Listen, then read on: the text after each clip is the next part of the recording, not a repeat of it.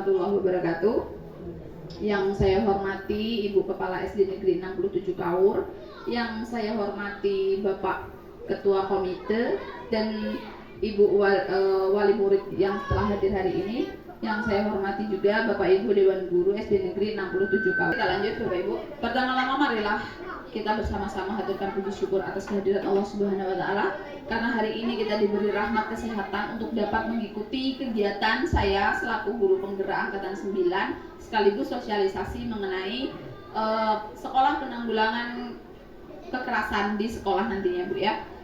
Di sini tak lupa kita haturkan sholawat beserta salam kepada Nabi Muhammad SAW karena atas rahmat dari karena atas perjuangan beliaulah hari ini kita bersama dapat menikmati dunia yang penuh dengan ilmu, pengetahuan dan teknologi. Pertama, Bapak Ibu, di sini saya mohon maaf.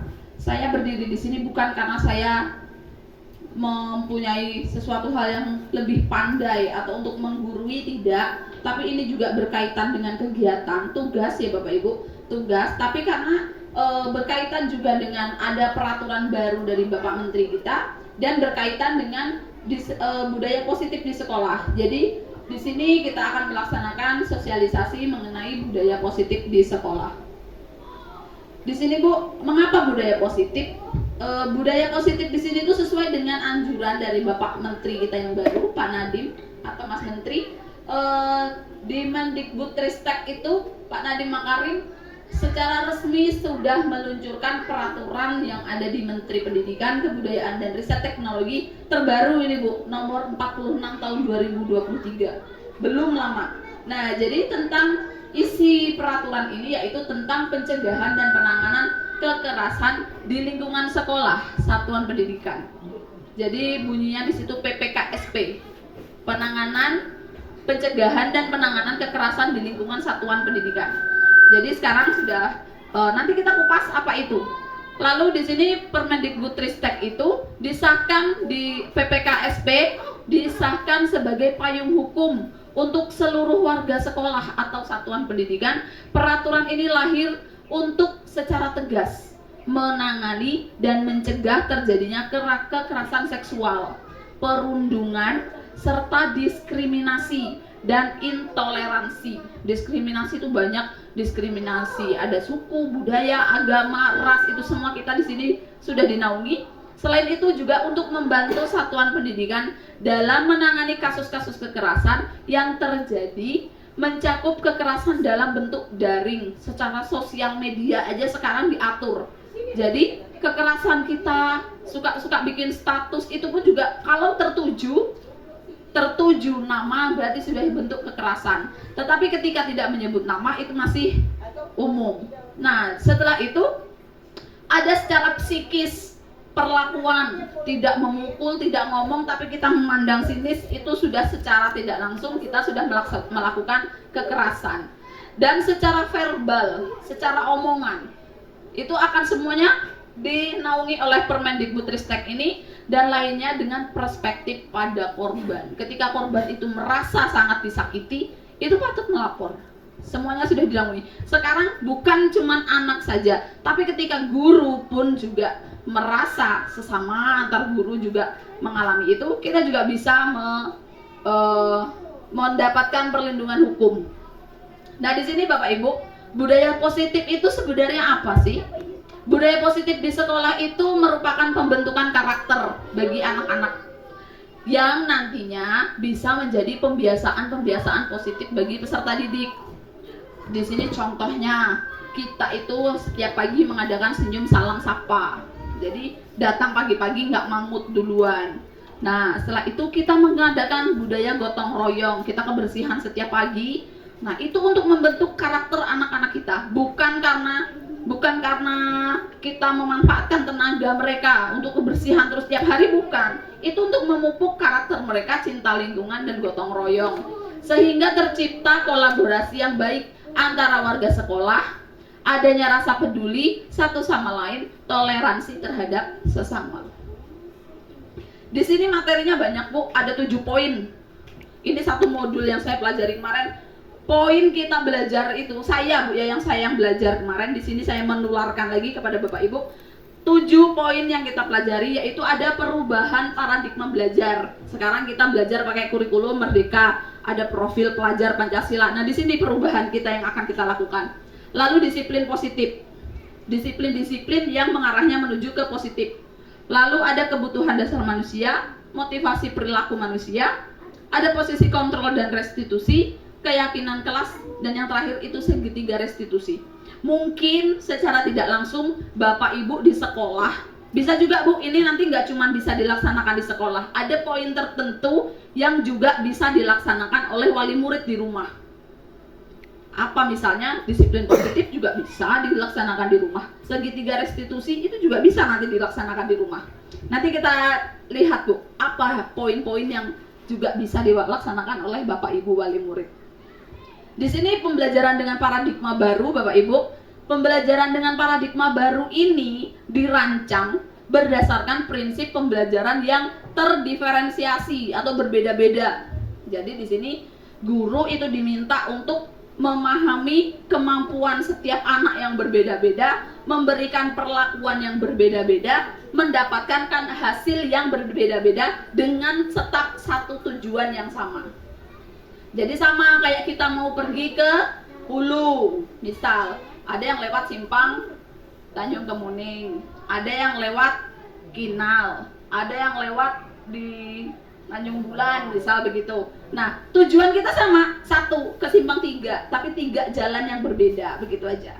Anggaplah seperti itu. Dari tahap perkembangan ini untuk mewujudkan profil pelajar Pancasila. Jadi Bapak Ibu kalau di sekolah nanya apa sih ada tema-tema tentang P5, nah itu kan anak-anak ada ya, jadi jangan kaget lagi, kurikulum kita sudah berbeda, inilah perubahan paradigmanya. Jadi sekolah mengikuti untuk perubahan menuju anak-anak yang jauh lebih baik lagi. Nah di sini Bu, poinnya untuk melakukan perubahan menuju ke profil pelajar Pancasila, setidaknya 1, mulai dulu dari diri. Ya, ini poinnya untuk kami juga, Bapak Ibu guru juga. Kalau kita memaksa orang lain, nggak bisa Bu. Ayolah Ibu berubah. Ngapain nyuruh orang lain berubah kalau kita sendiri belum? Ngapain nyuruh orang lain untuk lebih disiplin kalau kita saja sering telat? Kan gitu. Jadi di sini poinnya, kita mulai dulu dari diri sendiri, karena guru itu kan panutan. Nah, pendidik adalah tauladan atau sebagai contoh. Jadi anak-anak ini kadang melihat kita duluan. Ah, Bo, malasnya kami ngambil sampah. Lagi ibu saja deh. Nah, anak-anak begitu, Bu. Kadang-kadang memang perlu dicontohkan. Ayo nak, tolong. Ayo sama-sama. Jadi mereka begitu. Kita memberi contoh dulu, baru. Tapi memang ya begitu. Harus kita mulai dari diri dan kita memberikan contoh. Baru nanti anak-anak juga meniru. Karena mereka itu kan peniru terbaik anak-anak nih. Lalu pertahankan keyakinan itu, Bu. Kita yakin mau berubah. Kita yakin mau menuju lebih baik, kita yakin dulu. Jangan mudah digoyahkan oleh godaan apapun. Nanti malas nian, capek, begini, begitu. Ya manusia itu kan capek Bu. Di dunia ini tempatnya capek, memang benar. Jadi, tapi kalau kita yakin hal itu benar, insya Allah kita akan melakukannya dengan baik. Dan ingat, tujuan kita tadi apa? Tujuan kita diberi amanah oleh Undang-Undang alinea keempat, Undang-Undang Dasar mencerdaskan kehidupan bangsa itu. Nah itu tujuan utama kita di Indonesia. Lalu tujuan sekolah kita apa? Masih ada berkaitan dengan visi kita kemarin Bu yang kita bahas. Tujuannya kita ke situ, merumuskan visi-visi. Nah, jadi banyak. Setelah tujuan itu kita tahu, kita ingat tujuan kita apa. Satu hal lagi yang harus kita ingat, konsisten, jangan berubah-ubah. Hari ini kita rajin, besok kita malas. Hari ini kadang belajar semangat, besok tidak. Sebenarnya banyak, bukan cuma Bapak Ibu, saya juga kadang-kadang mengalami itu. Hari ini kayaknya malas sekali belajar. Gimana caranya kita tetap masuk kelas? Oke, kita mungkin materinya hari ini pakai game, pakai apa, cerita gitu aja. Setidaknya konsisten terus kita lakukan. Lalu di sini mengenai disiplin positif itu Bapak Ibu, dalam budaya kita, makna kata disiplin itu dimaknai menjadi sesuatu yang dilakukan seseorang kepada orang lain untuk mendapatkan kepatuhan. Hanya sekedar patuh. Oh, anak-anak pakai seragam tuh ya karena patuh, sudah. Terus kita cenderung menghubungkan kata disiplin dengan ketidaknyamanan. Wajib.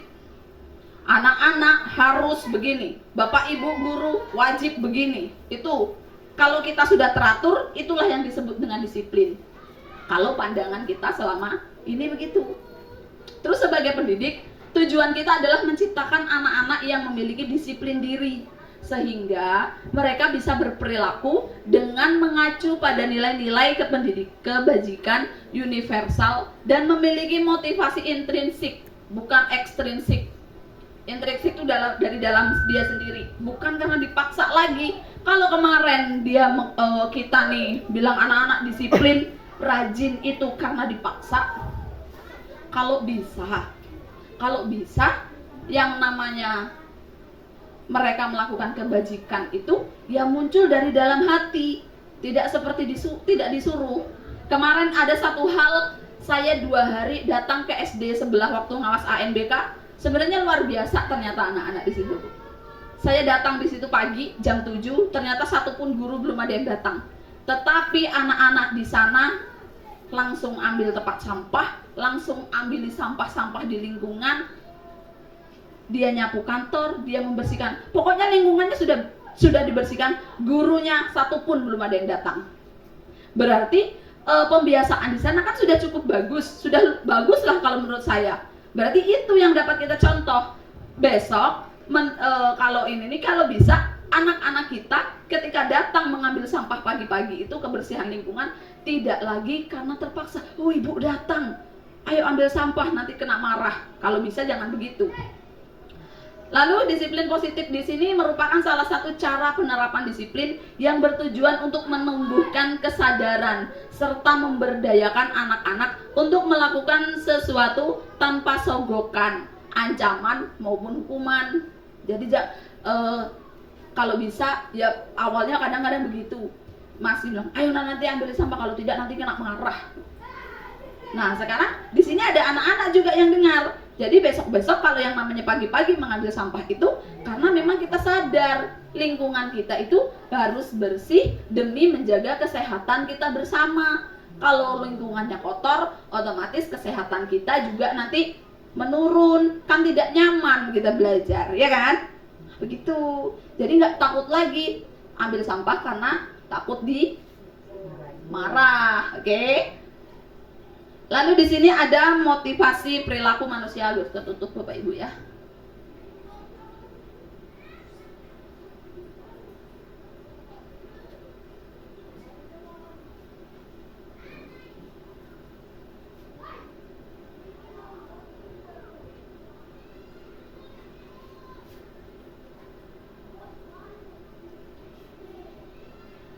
Di sini motivasi perilaku manusia yaitu manusia itu motivasi merupakan dorongan yang timbul pada diri sendiri seseorang secara sadar atau tidak sadar. Kita semua tahu lah, secara sadar kita melakukan begini karena apa, kita melakukan begitu karena apa, itu pasti kita tahu semua kenapa. Lalu untuk melakukan sesuatu tindakan dengan tujuan tertentu. Yang pertama, kita ini cenderung menghindari ketidaknyamanan dan hukuman. Semua kadang, saya juga kadang masih seperti itu. Melaksanakan kegiatan itu karena takut nanti kena tegur. Mungkin saya datang pagi karena takut nanti kena tegur kepala sekolah misal, atau tidak nyaman, nggak enak sama ibu kepala udah datang duluan pagi. Nah begitu. Kadang anak-anak juga ambil sampah nanti takut dimarahi ibu kepala, kan gitu kan. Nah di sini murid melakukan disiplin diri karena dia takut dihukum. Benar apa enggak? Iya, sering kayak gitu kan? Karena takut dihukum. Berarti itu baru motivasi dari orang lain, menghindari hukuman, belum dari hati melaksanakannya. Lalu mendapatkan imbalan. Wah, ada satu lagi. Mendapatkan imbalan atau penghargaan dari orang lain. Jadi kadang-kadang anak-anak ini mau belajar karena kalau besok aku juara dapat hadiah sepeda dari ibuku. Nah mungkin orang tuanya juga gitu, anak besok puasanya full ya, biar ibu kasih hadiah sepeda misal. Nah asal yang kita ketahui Bapak Ibu, motivasi itu sebenarnya ada sebagai bisa menjadi hukuman. Motivasi tetapi ternyata menghukum. Anak cenderung akan melaksanakan kegiatan, dia akan bertanya hadiahnya apa. Itu yang akan kita takutkan. Jadi kayak kemarin tuh ada saya melihat video. Jadi ketika kecil dia bilang, ayo nanti belajar, kalau kamu juara 1 nanti ibu belikan sepeda. Ketika SD, ketika SMP nanti kalau lulus nilainya tinggi bapak belikan motor. Ketika SMA, Pak aku mau mintanya motornya yang besar misal. Ketika kuliah bertanya, Pak besok kalau aku kuliah di sana boleh belikan aku mobil katanya. Nanti apa lagi yang akan mereka minta ketika mereka cenderung mendapatkan prestasi lagi? Pak aku lomba ini olimpiade sains tingkat nasional, apa hadiah yang mau bapak kasih untuk? Atau aku mau belajar Pak, nanti kalau aku dibelikan mobil. Loh, baru mau lulus SMA udah mintanya mobil. Nanti kalau udah kuliah dapat IPK tertinggi, minta apa lagi? Minta helikopter atau pesawat. Aku mau minta kereta api Pak katanya. Susah Bapak Ibu. Kadang-kadang itulah yang harus kita agak sekarang ternyata itu kita hindari. Mungkin dulu saya juga pernah Bu. Jadi ngomong sama adik saya, besok kalau nilainya begini ya dibelikan HP. Padahal masih SD. Ternyata itu saya juga salah gitu. Nah, jadi sekarang kita balik, kalau kita memberikan hadiah itu jangan kita omong duluan. Jadi kayak benar dulu nanti kalau ini ibu kasih ini gitu. Jangan. Jadi biarkan dulu mereka melaksanakan, kita kasih motivasinya baiknya apa gitu. Jadi setelah menang atau setelah lomba gitu baru ya berhasil, boleh minta hadiah, atau nggak usah ngomong deh minta hadiah, kasih aja. Ini ibu kasih hadiah karena kemarin udah menang gitu. Tapi hadiahnya nggak usah yang terlalu tinggi, maksudnya hadiah-hadiah itu bermanfaat bagi kehidupan dia. Oh kemarin menang nih, ibu kasihkan buku gambarnya lebih cantik-cantik, atau ibu kasih pena lebih, atau ibu belikan sepatu baru, belikan kaos kaki baru. Jadi hadiah mereka tuh memang memiliki kebermanfaatan, jangan yang berupa materi seperti itu hingga nanti memberi hukuman pada mereka sendiri. Kadang anak-anak kita dia aja merasa, terus hukuman hadiah ini tadi Bu, penguasa motivasinya itu cenderung bisa menimbulkan rasa iri. Ada ternyata kemarin Bapak Ibu, dengan kita mengumumkan juara 1, 2, 3 di sekolah, di tengah lapangan, itu cenderung memberikan motivasi, tapi juga menimbulkan rasa iri dari anak-anak. Sudahlah Bu, nggak belajar juga nggak apa-apa, yang menang nanti itu, yang juara nanti itu. Nah yang juara muncul kata-katanya, nih aku dapat bukunya banyak, kamu nggak dapat. Muncul rasa sombongnya sedikit. Jadi itu motivasinya malah menjadi hukuman untuk anak-anak yang lain. Jadi kita bingung, di sini kita memperbaiki diri sama-sama Bu. Kita sekolah memperbaiki diri, banyak kayaknya yang harus kita perbaiki. Lalu di sini ada kebutuhan dasar manusia. Yang pertama yaitu bertahan hidup. Manusia cenderung menghindari sesuatu itu karena mau bertahan hidup. Lalu yang kedua, dia menghindari untuk mendapatkan kasih sayang dan rasa diterima. Anak-anak itu cenderung dekat dengan kita karena apa? Karena dia mau mendapatkan kasih sayang. Misalnya kayak Bu, anak-anak itu kan sering, Bu, aku ini loh Bu, katanya kayak gitu. Nah itu dia mau mendapatkan pengakuan, dia mau lebih dekat dengan kita. Terus nanti di sini ada penguasaan, Bu, kita hari ini belajar ini aja lah Bu ya, katanya. Oke, nah dengan kita menuruti itu, anak merasa bangga, anak berhasil menguasai kita Bapak Ibu ternyata.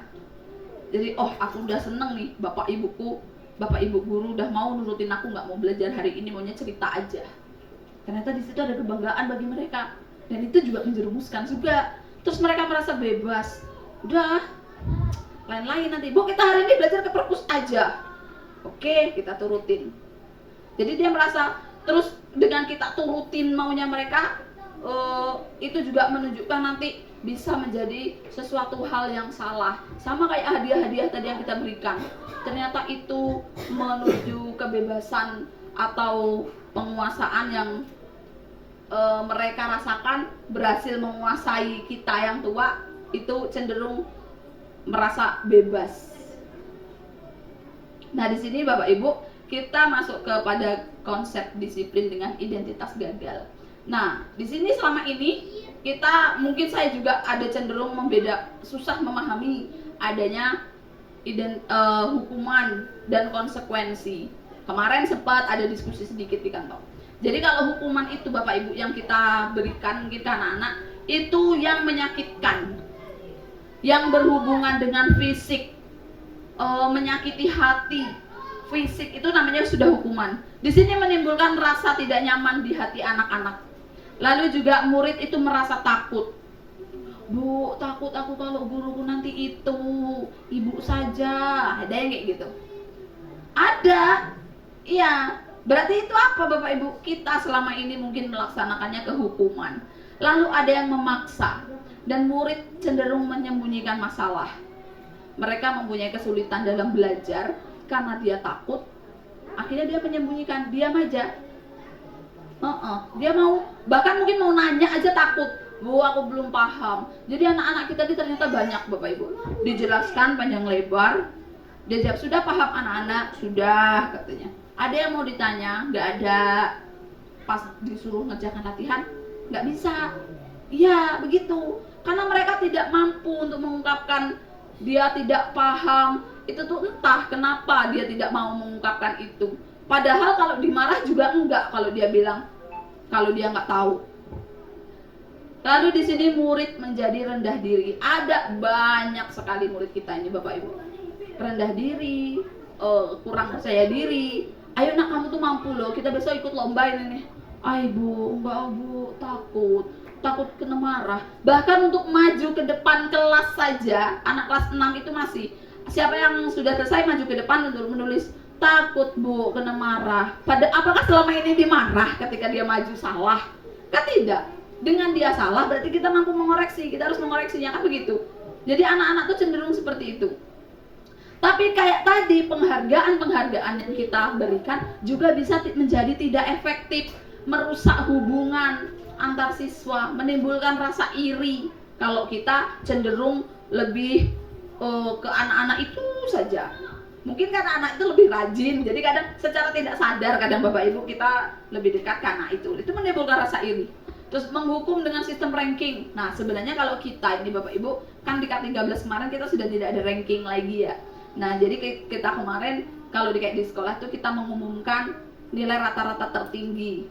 Nah, kalau di sini pun asal kita tidak menyebutkan ranking itu tidak boleh. Nah, kalau kemauannya dari sini tuh anak-anak ini memiliki kehebatan potensinya masing-masing. Jadi mungkin lain kali kalau kita bisa berubah itu, kita memberi hadiah atau penghargaan itu berdasarkan kemampuan anak di bidang lain. Tapi kemarin kayaknya sudah mulai, walaupun belum banyak, kita sudah memberi penghargaan kepada anak yang paling rajin, paling disiplin, paling sabar. Itu kayaknya udah mulai semester kemarin ya Bu ya. Semester kemarin sudah kita berikan. Di sini juga bisa merampas hak menghargai dirinya. Jadi anak itu kadang kayak apa ya? Karena udah tahu temennya yang juara tuh bakal itu aja, dia tuh nggak bisa menghargai dirinya sendiri. Padahal mereka itu, anak-anak ini, kalau temen kamu tuh pintar, juara 1, bisa nggak kamu ambil juara dia tadi? Atau kamu menjadi lebih pintar dari dia, bisa nggak? Bisa kan? Bisa, dengan belajar. Disitulah kamu menghargai diri kamu. Dengan kamu berusaha, pasti hasilnya akan baik. Nah, disinilah konsep disiplin dengan identitasnya yang sukses, yaitu penguatan jangka pendek. Konsekuensinya terus ada perlu monitoring berkelanjutan. Selanjutnya kita butuh stimulus dan respon. Murid itu mampu menghargai peraturan dan kehilangan waktu untuk merenungi kesalahan. Jadi nggak lagi deh namanya merenungi kesalahan saja. Terus di sini ada restitusi, yaitu murid bertanggung jawab untuk perilakunya dan fokus pada pemecahan masalah jangka panjang. Jadi kalaupun mereka yang namanya anak-anak ini berbuat salah, nggak sekedar minta maaf sudah. Kadang kita ini cuma damai minta maaf sudah, tapi nanti masih ada yang berlanjut lagi. Di sini dia harus bisa mampu menyelesaikan masalahnya tersebut. Dan murid menghargai, menghormati dirinya dan orang lain. Jadi mereka ini maunya kita tuh kalau mereka berkelahi, kita damaikan, itu bukan karena damai sudah, tapi dia menghargai, oh ternyata kalau dicubit itu sakit, jadi aku tidak mau mencubit orang lain. Oh kalau dipukul itu sakit, jadi gimana caranya aku tidak memukul orang lain. Ada begitu. Kemarin kayak kejadian di sekolah kita, secara tidak langsung anak-anak tuh nggak sengaja, ternyata dia menghadap ke depan, kawannya di belakang, kaki tangannya terpijak, dia marah, mukul. Terus disinilah kita konfirmasi lagi, menghormati dirinya dan orang lain. Jadi bahwa dengan kita melihat ke depan, yang belakang ini nggak kelihatan. Nah, setelah sambil ngobrol, ternyata terjadi di dia sendiri. Dia sedang menghadap ke depan juga, duduk, terus dia agak berputar, nggak sengaja, yang belakang juga tertumbur. Lalu kita balikkan, nah tadi kamu melihat nggak orang yang di belakang? Nggak kelihatan, Bu. Nah tadi kawanmu juga begitu. Jadi jangan langsung memukul. Jadi dia tahu menempatkan diri, menempatkan posisi dirinya di tempat orang lain. Belajar empati namanya. Lalu di sini ada teori kontrol. Dirinya lah yang memegang kontrol. Ini anak-anak, ya kita. Ini yang memegang kontrol atas diri kita ini bukan orang lain. Saya mau melakukan kebaikan ini karena saya tahu ini baik. Saya mau mengambil sampah pagi-pagi karena tahu itu baik. Tujuannya untuk kebersihan, bukan karena takut kena marah. Jadi itu kita yang memegang kontrol. Kadang kalau kita memaksa pun, ayo anak-anak kebersihan. Kalau mereka tidak mau, dia tidak mau. Pasti bersembunyi. Kalau disuruh nggak mau, Yimbun dia ke belakang, pura-puranya ngambil, buang sampah. Padahal bersembunyi. Ya karena mereka yang megang kontrol. Mereka tidak mau melakukan itu. Mau kita paksa seperti apa? Selanjutnya di situ murid bersemangat untuk memperbaiki kesalahan dari restitusi yang sudah dilakukan. Di sini ada konsep disiplin, pendekatan restitusi, sebuah cara menanamkan disiplin positif kepada siswa. Ini cara-caranya. Nanti Ibu bertanya, kita bertanya-tanya pasti, restitusi itu sebenarnya apa? Ini istilahnya baru, Bu. Saya juga baru dapat dari modul ini. Restitusi itu apa? Ternyata restitusi itu adalah proses menciptakan kondisi bagi murid untuk memperbaiki kesalahan mereka, sehingga mereka bisa kembali pada kelompok mereka dengan karakter yang kuat. Mungkin selama ini kita sudah melaksanakan, Bapak Ibu semua sudah melaksanakan, Ibu di rumah, Bapak di rumah juga sudah melaksanakan. Bagaimana caranya agar anak ini menjadi anak-anak yang karakter baik. Tapi kan kita selama ini kayak nggak kenal aja apa sih restitusi, kan begitu. Kita hanya tidak mengetahui istilahnya saja. Mungkin selama ini yang kita lakukan hanya jauh lebih sederhana dari kegiatan-kegiatan yang ada di dalam modul kami. Ciri-ciri restitusi di sini yaitu Bapak Ibu, bukan menebus kesalahan, tetapi belajar dari kesalahan. Itu tadi, tidak hanya sekedar mengucapkan kata maaf. Dah aku minta maaf sama kamu minta maaf juga, dah selesai berdamai. Bukan hanya itu, tapi belajar. Mereka berusaha untuk tidak mengulanginya lagi. Itu tujuan utama kita. Lalu di sini memperbaiki hubungan. Selanjutnya ada tawaran, bukan paksaan. Jadi kita menawarkan ke mereka kebaikan. Ayo kamu minta maaf. Nggak ada lagi yang kayak gitu. Tapi apa baiknya, nak? Setelah kamu melakukan ini, apa yang sebaiknya kita bagaimana? Mereka akan mampu menemukan solusi-solusi itu, tapi kita bimbing. Selanjutnya di sini menuntut untuk melihat ke dalam diri. Nah, kita berkaca bagaimana seandainya kita menjadi dia. Itu empatinya kita munculkan. Lalu di sini mencari kebutuhan dasar yang mendasari tindakan. Lalu fokus pada karakter anak, bukan tindakan, bukan kesalahannya. Lalu di sini menguatkan dan fokus pada solusi. Solusinya apa yang akan kita lakukan untuk menumbuhkan disiplin-disiplin positif pada peserta didik. Di sini perbedaan, misal anak tidak mengerjakan PR, ada hukuman, konsekuensi, dan restitusinya. Ini contoh Bapak Ibu. Kalau kita ini memberi hukuman, anak tidak mengerjakan PR, pasti guru menghukum siswa tersebut hormat bendera. Kamu mengerjakan PR, hormat bendera sampai jam terakhir, misal. Guru marah kepada murid hingga murid menjadi takut. Kamu nih udah menghardik ngomong, Oh, ini pemalas sekali, tidak mengerjakan, tidak pernah mengerjakan, marah. Di situ cenderung anak menjadi takut. Nah, di sini kita menjadi memberi hukuman. Selanjutnya di situ ada yang memberikan konsekuensi. Guru memberikan konsekuensi dengan mengerjakan PR-nya saat istirahat atau dikerjakan sebanyak 3 kali lipat. Nah, ini konsekuensi, Bu. Jadi sudah kamu hormat bendera, tapi konsekuensi ini harus sesuai kesepakatan. Kalau anak tidak mengerjakan PR, kesepakatan kita apa? Di kelas, intern kelas kita, Bapak Ibu. Kalau Bapak Ibu, kita sepakat ya, kalau nggak mengerjakan PR, kamu mengerjakan PR-nya sendirian di luar kelas. Kalau belum selesai, belum boleh masuk, misalnya. Itu konsekuensi. Lalu di situ guru tegas dan menghormati peraturan. Di sini ada posisi menjadi restitusi, yaitu guru menanyakan keyakinan kelas dirinya dan membantu siswa menyelesaikan masalahnya.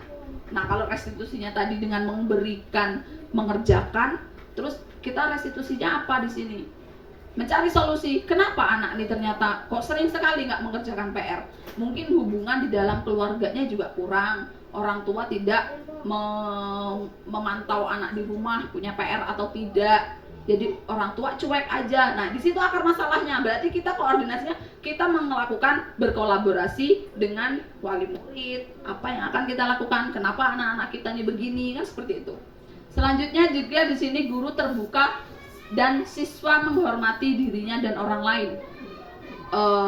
Kita tanamkan kepada anak-anak kita tuh, kalau ingin dihargai, kalau ingin dihormati, ya kita menghormati orang lain. Seperti itu, Bapak Ibu. Di sini ada posisi kontrol kita sebagai restitusi, kita sebagai guru ini. Di sini ada posisi penghukum. Penghukum ya seperti tadi, Bapak Ibu, ketika anak salah langsung kita hukum. Sana kamu nge-PPC, langsung. Jadi hukuman itu tuh konstan, secara langsung kita ambil saat itu juga, tanpa musyawarah atau tanpa kesepakatan yang telah ada. Itu berupa hukuman. Tapi hukuman itu bisa berlaku ketika sinkron. Misal kegiatan olahraga, anak kegiatan olahraga dia datangnya terlambat. Kamu terlambat, keliling lapangan 2 kali, nggak masalah karena itu kegiatan olahraga. Tapi kalau kita bukan pelajaran olahraga, kamu keliling dulu lapangan 2 kali, baru di situ letaknya hukuman. Dan itu hukuman tadi posisinya menyakitkan berupa fisik. Lalu di sini pembuat rasa bersalah. Pembuat rasa bersalah itu ketika kita menempatkan posisi dibilangnya kayak ayolah nak, kamu nggak boleh kayak gitu. Nah, kita melembutkan seperti itu pun membuat rasa bersalah kepada anak. Terus di sini adalah posisi teman. Mungkin saya selama ini Bapak Ibu juga masih menempatkan diri di posisi pembuat rasa bersalah dan teman. Kadang saya juga melaksanakan gitu. Nak, tolong ibu dulu ya gitu. Cenderung lebih menurut, tapi ada satu hal yang ternyata ketika kita menganggap mereka teman, mereka menganggap kita teman, itu ada, mereka cenderung kurang menghormati kita. Ya, karena dianggap teman ini tadi. Ayolah Bo, ini Bo. Nah, gantian ternyata. Di situ saya juga ternyata saya juga salah. Di sini pemantau itu kita selalu udah berapa kali kamu kayak gini? Ayo, udah ini enggak. Jadi dia menanyakan berapa kali, terus mengkonfirmasinya gitu. Terus di sini yang paling bagus kalau dari posisi kontrol restitusi ini, Bu, posisi yang paling bagus itu sebagai manajer. Orang tua juga bisa menempatkan posisi diri sebagai manajer. Jadi tadi poin sebelumnya, mencari dulu apa sih kesalahannya atau bagaimana sebaiknya, kita cari posisi bagusnya seperti apa, kita cari solusinya, membuat anak itu menyadari bahwa itu tuh benar dan itu tuh salah. Sebenarnya mereka ini pada hakikatnya dari bawaan mereka ini baik loh Bapak Ibu. Anak kita ini bawaannya baik, cuman kadang-kadang nih terbawa terbawa angin. Jadi kadang angin ke barat, angin ke timur gitu. Kadang-kadang terbawa angin, terpengaruh oleh lingkungan seperti itu. Kalau pada dasarnya anak-anak kita baik gitu aja. Nah, di sini contoh penerapan 5 kontrol tadi Bapak Ibu. Yang sebagai penghukum, patuhi aturan sekolah, lalu berdiri di depan kelas. Sudah menghukum. Berdiri di depan kelas lama itu ternyata menghukum. Nah, posisi itu ada kalanya sih bisa dipakai, tapi cenderungnya menyakiti. Lalu yang kedua di sini posisi tadi sebagai pembuat rasa bersalah. Berapa kali ibu guru harus memberitahu kamu, ibu guru kecewa sama kamu. Ya itu, jadi anak merasa bersalah. Iya, kasihan ibu. Jadi begitu-gitu. Terus yang ketiga, ayolah jangan ribut. Wah, ibu guru bangga sama kamu. Kali ini tidak apa-apa, kamu salah. Lain kali jangan diulangi lagi ya. Nah itu saya sering sekali melakukan seperti itu. Cenderung, ternyata masih kurang Bu ya. Terus di sini ada posisi pemantau.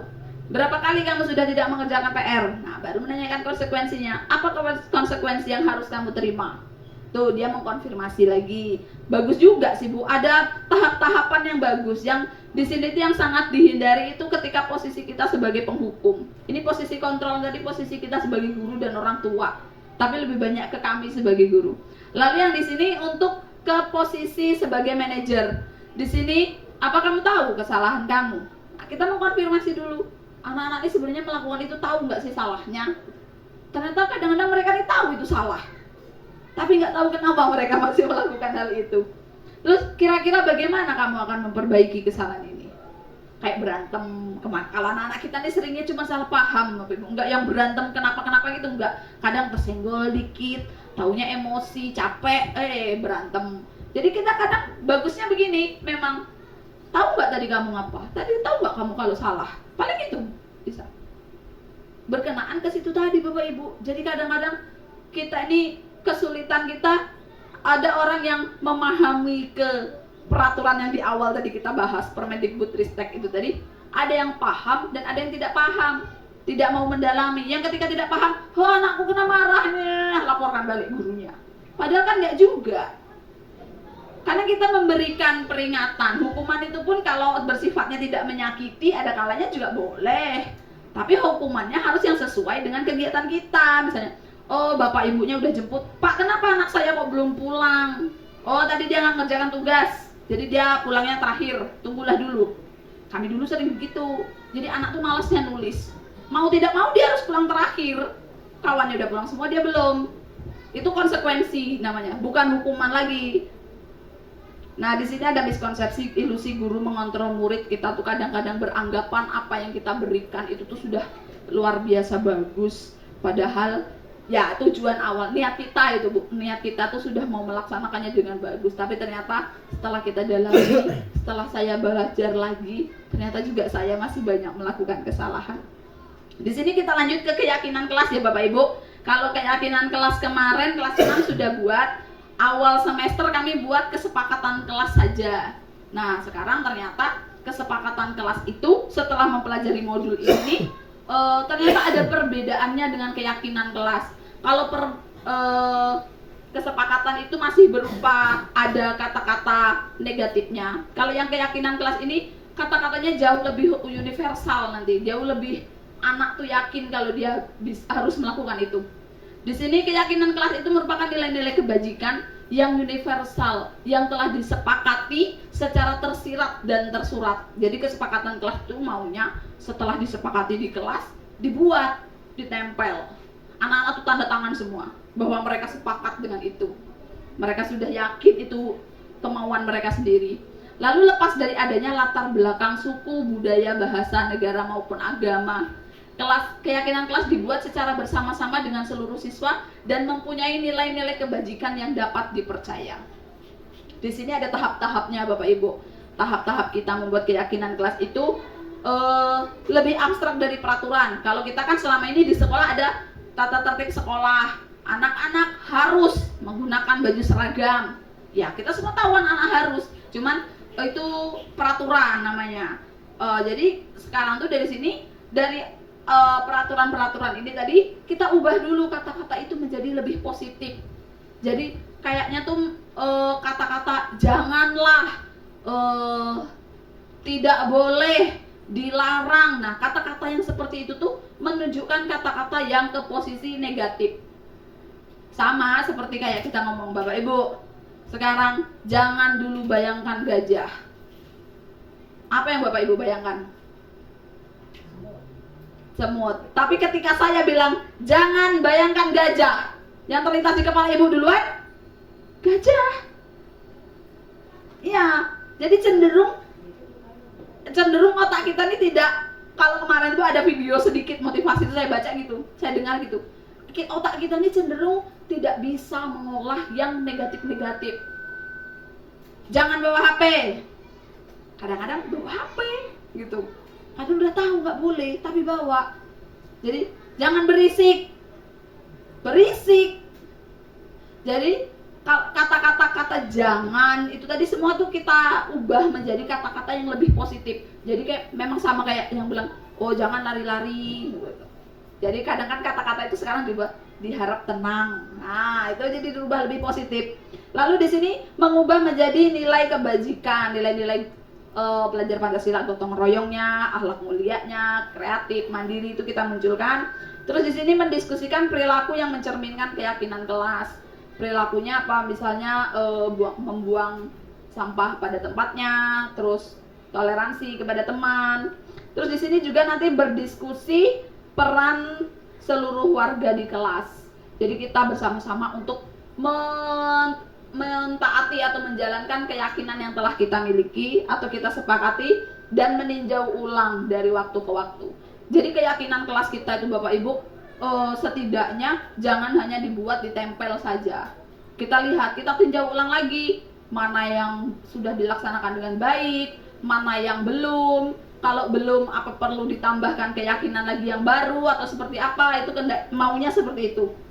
Nah, di sini contoh keyakinan kelas kemarin yang sudah kami buat hari Selasa kalau nggak salah kami buat. Yang pertama itu hadir tepat waktu. Kalau selama ini kita buat peraturan itu dilarang datang terlambat. Nah, jadi kata dilarangnya kita buat, kita ubah dengan di sini hadir tepat waktu. Di sini menumbuhkan nilai positifnya anak-anak itu untuk menghargai waktu orang lain. Jadi guru yang udah datang duluan, kita harus saling menghormati ke waktu milik orang lain. Dan di sini menggunakan pakaian seragam sesuai hari setidaknya. Makanya kalau di keyakinan kelas ini tidak ada lagi kalimat yang anak wajib menggunakan pakaian seragam. Jadi kata wajib, kata harus itu kita tinggalkan. Terus di sini menjaga kebersihan dan ketertiban, mengikuti dan mengerjakan tugas tepat waktu, berdoa sebelum dan setelah belajar sungguh-sungguh. Memang maunya untuk keyakinan kelas ini Bapak Ibu kata-kata yang umum saja. Dia maunya kata yang umum. Cuman kadang kita mikir kalau kata umum yang simple aja susah dipahami apalagi yang umum gitu kan. Tapi kalau kita buat dengan kesepakatan bersama-sama tadi, kita jabarkan dulu juga. Karena kemarin kami buat runtutannya Bapak Ibu, dari ini mereka harus setelah mengubah itu kan dia mengubah menjadi nilai-nilai kebajikan. Jadi maunya, harapannya anak itu tidak hanya sekedar mengetahui itu baik, tapi nilai-nilai kebajikan itu juga dilakukan. Nah, di sini poin kita yang terakhir Bapak Ibu, segitiga restitusi. Segitiga restitusi ini yaitu proses menciptakan kondisi bagi peserta didik untuk memperbaiki kesalahan mereka sehingga mereka bisa kembali pada posisi kelompok mereka dengan karakter yang lebih kuat tadi. Di sini untuk segitiga restitusi. Nah, di sini ada bentuk segitiganya. Ini bisa dimanfaatkan oleh ibu, bapak di rumah, juga bisa jelas kita bisa manfaatkan di sekolah. Insya Allah, alhamdulillah lah Bapak Ibu, alhamdulillah selama ini sedikit banyak lah kalau menurut saya banyak guru-guru di sekolah kita ini sudah menerapkan. Ketika ada anak bermasalah atau anak berkelahi atau ada apa, kita pasti membuat ini dulu. Jadi tahap pertama kita menstabilkan identitas mereka dulu. Ini tahap, jadi 3 ini dilaksanakan, tidak milih. Tahap yang pertama yaitu di satu berbuat salah, iya Ibu tahu. Berbuat salah itu memang, ya manusia tempatnya salah. Manusia kadang berbuat salah, nggak apa-apa berbuat salah. Tapi setelah kata-kata berbuat salah itu tadi tidak apa-apa, kita harus mengkonfirmasinya lagi. Kamu punya apa alasan kamu? Di bagian kedua, validasi dulu tindakan dia itu. Kamu tahu nggak kalau tindakan kamu tadi salah? Kamu tahu nggak kalau itu benar? Atau kamu tahu nggak kalau itu menyakiti orang lain? Jadi setelah itu baru nilai apa yang kita percaya. Baru emang kalau kamu menyakiti orang lain itu kamu mau juga disakitin. Kan nggak mau. Nah, jadi kita konfirmasinya ketiga itu Bu, bolak-balik. Seperti kayak anak nggak mau sekolah. Udah Bu, aku nggak mau sekolah hari ini. Ya nggak apa-apa, nggak mau sekolah nggak apa-apa, udah biarkan.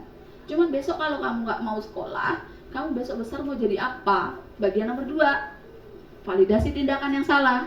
Anak-anak kadang kan kita gitu, pagi-pagi nggak mau masuk sekolah, semangat berangkat sekolah. Ya nggak apa-apa, berangkat sekolah nggak apa-apa. Jangan kita bilang tidak boleh, kamu harus sekolah sambil ngomel tuh Bu, nggak diterima sama anak kita. Yakinlah, iya nggak masuk. Semakin kita banyak ngomel, semakin mereka benci sama kita. Karena kalau saya pernah baca buku begini, anak itu tuh sama seperti celengan. Celengan kita di rumah itu apa yang kita masukkan? Duit. Ya besok kita bukanya hasilnya duit. Ketika kita memasukkannya kertas, ya besok kita nerimanya kertas. Kita ngasihnya omelan segala macam, ya besok dapatnya omelan juga. Itu di alam bawah sadar mereka tuh menyimpan itu. Dulu ibuku marah-marah terus. Pas ketika tua, ketika mereka ini gantian, mereka menjadi pelaku kembali. Mereka cenderung melakukan hal yang sama kepada anak-anaknya. Kejadian itu seperti berulang. Nah, itu alam bawah sadar kadang yang membuat mereka begitu. Kadang maunya enggak katanya. Tujuanku tuh baik. Cuman karena perilaku awalnya dia mendapatkan seringnya kasar-kasar, tujuan dia baik tapi caranya kadang kasar, kadang seperti itu. Nah, itulah anak yang dari buku dulu yang saya baca, anak seperti celengan katanya. Lalu di sini misal ada kesalahan lagi, iya, ibu tahu juga, ibu juga pernah bikin kesalahan. Saya sering lihat ke anak-anak gitu, Bu ini, iya nggak apa-apa, ibu dulu juga pernah kok, ibu juga pernah sekolah kayak kalian, ibu juga pernah buat kesalahan. Tapi apa? Langsung kita konfirmasi. Tapi kejadian itu tuh salah. Dan sekarang ibu sadar kalau kegiatan yang seperti itu tuh tidak baik. Nah, sekarang kita harusnya begini. Kadang maunya begitu anak-anak. Jadi kalau bapak ibu besok anaknya malas berangkat sekolah, ya udah nggak apa-apa nggak sekolah. Paling besok kalau gede kamu mau jadi apa nak? Gitu. Nggak jadi dong Pak Tentara kalau malas sekolah. Karena Pak Tentara itu kalau mau tes tentara, rapot dari SD sampai SMA diminta semua. Ya kamu pintarnya besok SMA aja. Kalau SD-nya nilainya jelek-jelek nggak jadi Pak Tentara misal. Nah itu dia menghubungkan, konfirmasikan lagi ke cita-cita atau hubungkan lagi Pak di segitiga restitusi ini, hubungkan.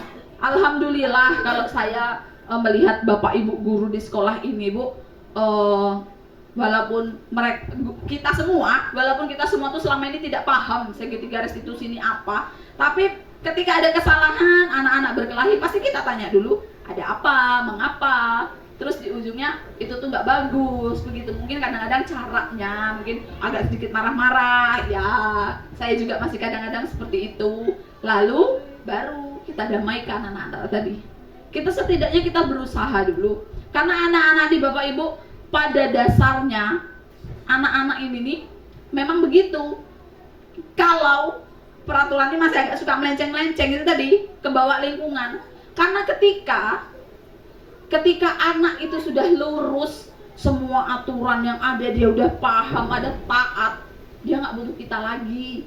Dia udah menjadi manusia dewasa dalam postur yang kecil. Anak-anak bunyinya aja anak-anak, umurnya aja kecil, tapi ketika dia sudah lurus, sekolah bangun, sekolah itu masuk berangkat jam 7 misal, jam 5 dia sudah mandi, sudah sholat, sudah apa, mandi sendiri segala macam, berangkat di sekolah dia rajin, pasti kita juga, anak ini teratur sekali.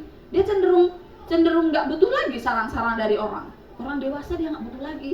Apalagi pulang sekolah nggak perlu nunggu ibunya masak, sudah masak sendiri, langsung makan, kerjakan PR. Kok kayaknya ya memang itu harapan kita, tapi seperti bukan anak-anak kalau seperti itu. Lagi kita yang tua aja masih kadang-kadang ya kadang-kadang agak error sedikit. Nah, kalau ini Bapak Ibu ada contoh segitiga restitusi. Kebetulan ini juga berkaitan dengan tugas yang dulu sudah saya laksanakan. Di sini melaksanakan segitiga restitusi. Ini contohnya begini. Tadi Ibu lihat kamu berantem ya sama temenmu? Bukan berantem Bu, cuma salah paham aja. Emang salah paham ada apa tadi? Tadi uang Ratika jatuh, aku yang nangguhnya. Terus? Belum sempat dikembalikan, Ratika dia sudah marah-marah. Tapi tadi ibu lihat kamu juga marah-marah. Iyalah Bu, karena kesal. Kesal kenapa?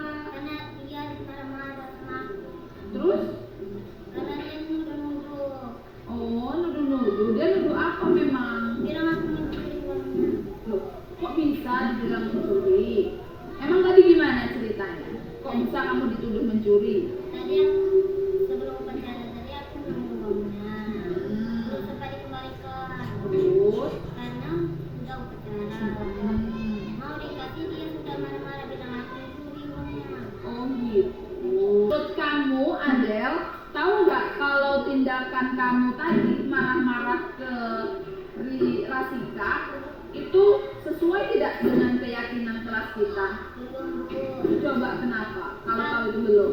Seharusnya saya tadi bilang baik-baik aja.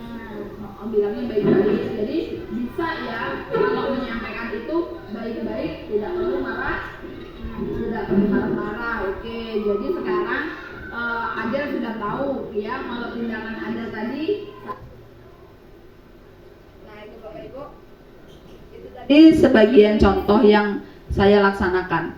Di sini dalam penerapan disiplin positif itu hendaknya guru memiliki standar profesional. Insya Allah kita memahami 4 keprofesionalan kita. Profesi kita profesional di pedagogiknya, kompetensi pedagogiknya, profesionalnya, terus sosialnya. Satu lagi apa Bapak Ibu? Kepribadiannya. Jadi kompetensi, 4 kompetensi ini insya Allah kadang ada. Cuman kadang yang namanya manusia Bapak Ibu banyak sekali godaan. Banyak sekali godaan untuk tetap menerapkan itu. Tapi insya Allah Bapak Ibu wali murid, Bapak Ibu guru kita ini mereka yakin yang mereka lakukan itu demi kebaikan anak-anak kita. Jadi kalau ada sedikit kena marah itu sebenarnya bukan karena kita benci, tapi karena kita mengharapkan anak-anak kita ini jauh lebih baik. Di sini guru, Bapak Ibu, kita hendaknya juga mampu berefleksi pada posisi kontrol saat ini.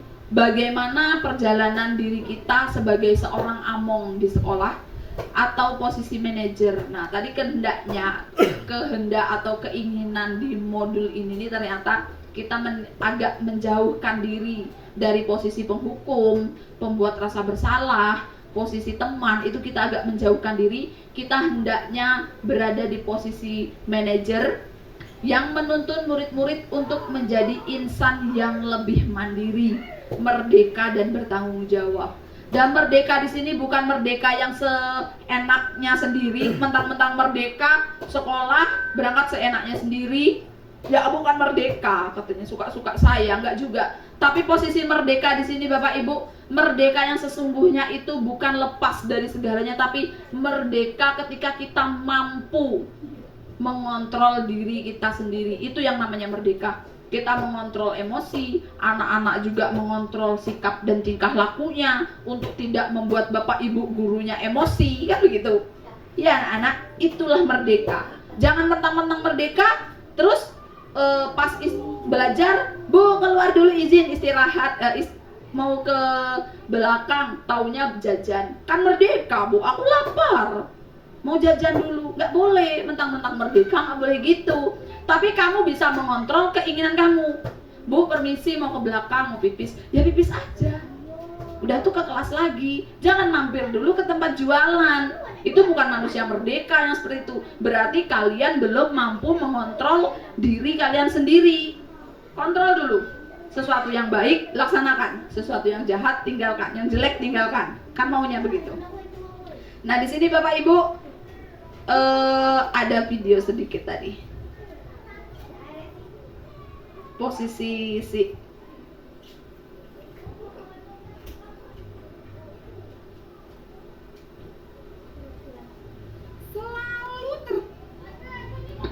Selamat pagi Bu. Selalu terlambat.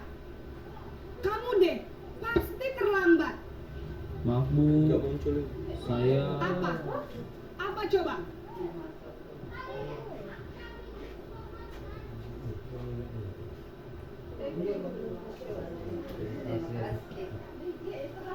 Itu gak layar.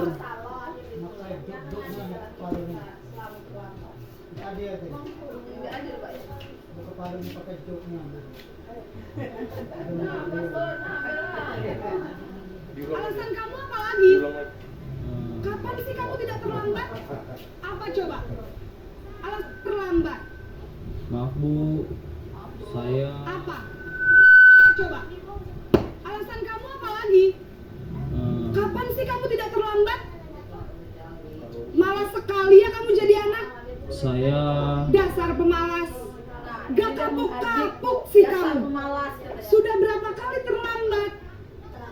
Sana, kamu keliling lapangan basket 2 kali. kenapa saya harus keliling lapangan basket Bu? Kenapa? Kamu melawan ibu. Berani-beraninya jawab. Sudah terlambat, masih berani jawab pula. Sekarang, keliling lapangan basket 5 kali sekalian. Biar kapok. Cepat. Pergi sana ke lapangan basket. Nah Bapak Ibu, itu video singkat. Masih ada lagi nanti Bapak Ibu. Kalau menurut Bapak Ibu dari posisi tadi yang menghukum, membuat rasa bersalah, terus posisi teman, posisi pemantau, dan posisi manajer. Menurut Bapak Ibu tadi ini posisinya apa? Hukum. Nah, menurut Bapak Ibu tadi menghukum ini karena apa Bapak Ibu? Dia posisi bentuk penghukumnya di mana? Mengelilingi lapangan basket. Tidak sesuai dengan kesalahannya, hanya terlambat tapi hukumannya berat ya Pak ya, berupa fisik. Terus apa lagi? Nah, bukan juga sesuai konteks guru olahraga. Jadi ibu ini tadi Bu, posisinya dia guru piket. Kalau SMP, SMA kan ada guru piket ya. Kalau kita kan nggak ada guru SD. Nah, jadi guru piket ini hanya menemukan anak itu terlambat. Tapi ibu ini tadi bisa ngomong, kamu selalu saja terlambat. Padahal mungkin guru piket kan nggak dia tiap hari. Tapi dia ngomong kata selalu. Di situ ngejudge, mengecap anak itu selalu tuh berarti apa ya, sering atau hampir tiap hari. Padahal kan nggak juga. Mungkin 2 kali atau 3 kali begitu. Tapi posisi dia tadi salah. Harusnya dia tidak begitu, tidak langsung hukum 3 kali. Tapi ketika dia mengkonfirmasi, loh Bu, ngapa saya harus keliling lapangan? Dia karena merasa itu dibantah, dia lebih marah. Sudah kamu tambah lagi keliling lapangan 5 kali. Mungkin Naren ini tadi ketika dia bertanya, Bu kok jadi tambah 5 kali? Ketika dia bilang, sudah tambah lagi 10. Mungkin begitu. Nah ini Bapak Ibu, ini mohon maaf sekali. Saya pun pernah melakukan seperti itu. Saya ternyata juga jauh dari kata sempurna dari seorang guru. Ketika saya bertanya, anak-anak kita latihan sini. Ya Bu, alangkah banyak Bu, katanya. Semakin bertanya, jadi mau berapa? 3 aja Bu, oke soal tadi Bu kasih 5 tambah lagi 3, jadi 8. Ya Bu, kok nambah Bu? Makin ngomel, oke jadi 10. Jadi kadang pernah saya melaksanakan itu. Tapi kelas 6 yang dulu saya begitu. Ya Bu, makin banyak. Ketika mereka protes akan jauh lebih banyak. Akhirnya mereka diam. Sudahlah jangan protes, nanti soalnya tambah banyak. Mereka begitu. Dan itu ternyata salah sekali yang saya lakukan Bapak Ibu ya. Nah ini lagi Bu, ada posisi selanjutnya lagi. Ya. Naren,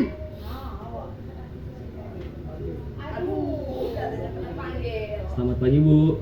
Naren, kamu kenapa terlambat lagi nak? Ya Tuhan Naren, kamu senang ya bikin ibu susah ya? Kalau kamu terlambat lagi, nanti ibu yang ditegur bapak kepala sekolah nak. Disangka ibu tidak bisa membina kamu. Duh, gimana ini? Maaf Bu. Duh Gusti Naren, kamu suka ya kalau ibu ditegur bapak kepala sekolah? Terus, sekarang ibu harus tulis apa ini di buku absen? Ini kamu sudah sering terlambat loh. Ibu harus apa coba? Maaf Bu. Maaf sekali. Ya sudah, Lain kali jangan bikin ibu susah lagi ya nak ya. Ibu tidak akan kuat lagi kalau kamu begini terus. Bisa jantungan kalau ibu ditegur bapak kepala sekolah. Sana cepat ke kelas. Maaf ya Bu, maaf sekali. Ini ada kasusnya lain lagi, tapi pelakunya masih sama Naren dengan perlakuan yang berbeda. Menurut Bapak Ibu, posisi ini tadi sebagai posisi apa? Tadi posisi kita tuh ada pemantau, ada manajer, ada apa pembuat rasa bersalah, ada teman. Ya, di sini pembuat rasa bersalah. Jadi ucapan ibu gurunya ini tadi membuat Naren berulang kali mengucapkan minta maaf. Ya Bu, maaf nih Bu. Di situ karena ibu itu mengucapkan nanti ibu yang kena marah katanya. Bisa jantungan ibu. Jadi ibu ini menempatkan diri sebagai kalau kamu yang bersalah nanti malah ibu yang kena marah.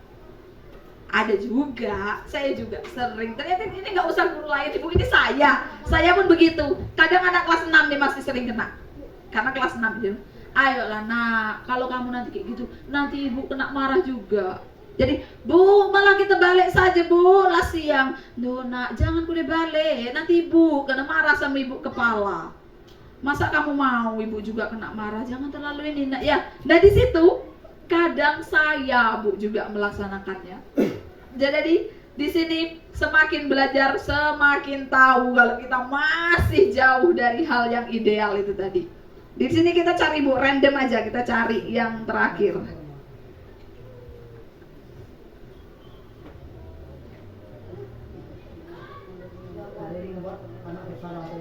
Ya itu Pak, itu tadi untuk membuat anak menjadi rasa bersalah.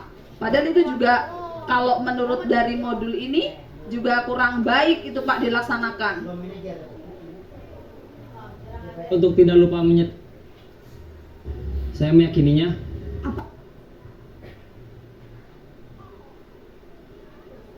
Jam 7, sekarang sudah. Bu, Selamat pagi Naren. maaf Bu, saya terlambat. Iya, sekolah masuknya jam 7, sekarang sudah jam 7.20. Jadi sekarang bagaimana ini Naren? Maaf Bu, saya lupa setel alarm saya semalam. Baiklah, menurut kamu, keyakinan sekolah yang mana yang perlu kamu tingkatkan? Menghargai diri sendiri dan orang lain mungkin ya Bu. Setuju. Jadi, apakah Naren meyakini prinsip saling menghormati tersebut? Iya Bu, saya meyakininya. Apakah Naren bersedia memperbaiki masalah keterlambatan ini? Bersedia Bu. Bagaimana kamu akan perbaiki masalah keterlambatan ini? Saya akan coba untuk tidak lupa menyetel alarm saya Bu. Baik, kalau Naren lupa menyetel alarm di rumah, ada orang yang kira-kira bisa bantu mengingatkan tidak? Ada Bu, kakak saya, Kak Emma. Ada lagi selain Kak Emma? Selain Kak Emma, ada ibu saya. Baik, jadi yang mengingatkan Naren adalah Kak Emma dan ibu kamu ya? Kira-kira akan mulai setel alarm kapan nih Naren? Setelah pulang sekolah, akan segera saya lakukan. Baik, jadi Naren akan setel alarm untuk bangun besok pagi dan akan diingatkan oleh kakak dan ibunda Naren ya. Ada lagi yang mungkin perlu dilakukan Naren agar tidak terlambat bangun lagi? Tidak ada Bu. Baik Naren, terima kasih untuk kerjasama kamu. Sekarang kamu perlu kembali ke kelas untuk belajar. Baik Bu, terima kasih. Posisi ini Bu, kita melompat, ada posisi berapa yang kita lewat. Jadi kalau posisi ini menurut Bapak Ibu tadi ini sebagai posisi apa? Dari contoh-contoh tadi Bu, kata-kata, kalimatnya. Sebagai manajer, ya, betul sekali kata Ibu Asnayati. Posisi ini sebagai posisi manajer, dia nggak ngotot Bu ngomongnya. Dia jadi di sini berusaha menggali keyakinan itu dari anak sendiri. Jadi nggak kita yang mendoktrin, kita membuat anak tuh sadar kesalahan-kesalahan dia apa yang harus dia lakukan. Kalau itu tidak tercapai, apa yang harus mereka lakukan lagi. Kalau dia lupa setel alarm, apa yang harus dia lakukan. Berarti kan harusnya ada koordinasi atau kolaborasi di dalam rumah.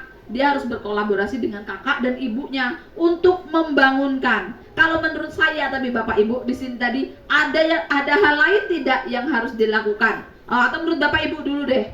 Bapak Ibu, ada nggak Bu kira-kira sesuai dengan zaman kita sekarang nih yang harus kita lakukan biar anak-anak nih bangunnya pagi, tidak lagi terlambat sekolah? Selain setel alarm dan dibangunkan orang tua. Ada nggak Bapak Ibu? Apa?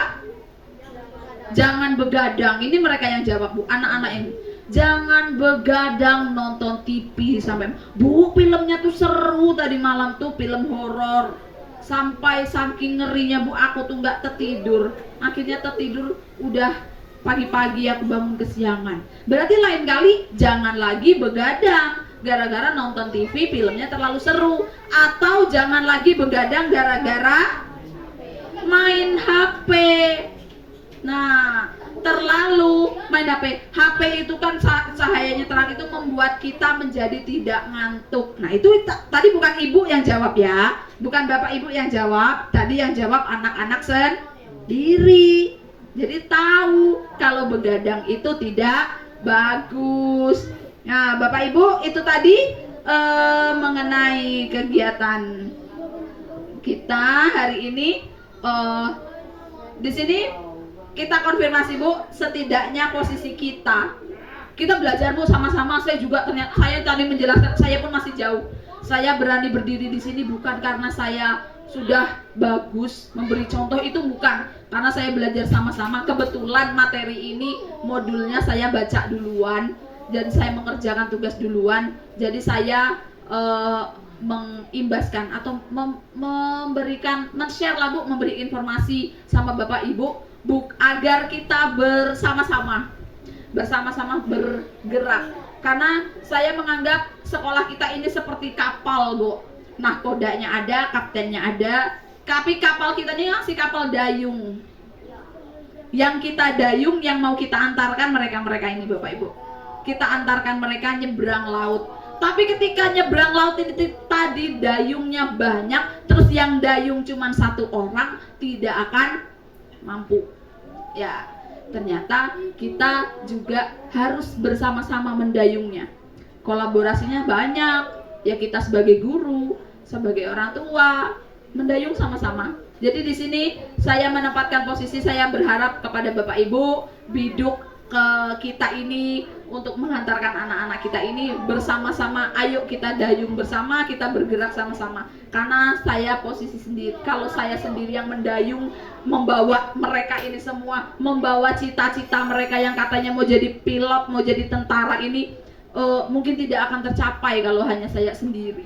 Jadi butuh kolaborasi antara kita, Bapak Ibu guru, dengan Bapak komite, dan kepada Bapak Ibu wali murid sekalian. Di sini Bu, kita konfirmasi sedikit mengenai posisi manajer. Mohon maaf, ini tadi memang tidak di-share di dalam PowerPoint video ini karena semalam mau di-share. Tapi ada kawan yang mengkonfirmasi, katanya kalau video ini tuh tidak boleh diunduh, di-download, tidak boleh untuk disebarluaskan. Karena yang ada di dalam LMS tugas-tugas kami itu tidak boleh di-share ke orang banyak. Kecuali kami nge-share materinya tentang itu, pemahaman kami. Kalau video-video seperti ini katanya nggak boleh. Padahal kalau saya lihat di YouTube juga ada. Di sini kan ada link ini untuk ke YouTube. Tapi nggak tahu, katanya nggak boleh. Kemarin daripada kena sanksi sayanya gitu. Jadi kayaknya nggak apa-apa deh, nggak usah di ini dulu. Nah ini wah mana tadi? Apa yang membuat kita positif? Nih posisi manajer tadi Bapak Ibu. Suara manajer itu cenderung netral, tidak emosi, tidak terlalu ramah, dan tidak bernada tinggi. Kalau kita terlalu ramah, kadang-kadang itu mendapatkan posisi sebagai teman. Kadang ada enaknya, seru juga Bu dengan posisi anak menjadi teman. Tuh anak-anak ketika negur kita di jalan ketemu ibu gitu, riang sekali. Kadang saya juga suka gitu kan. Jadi anak tuh ternyata bertemu kita senang gitu. Nah, cuman kalau posisi dalam menyelesaikan masalah itu tidak bagus. Kita harus menempatkan diri sebagai manajer. Di sini terciptanya identitas positif atau cenderung untuk menuju ke berhasil. Jadi untuk menggali kesalahannya tadi, kita hanya menjadi perantara. Anak sendiri yang mampu memahaminya, mengungkapkan kesalahannya apa, mampu memperbaiki dirinya seperti apa.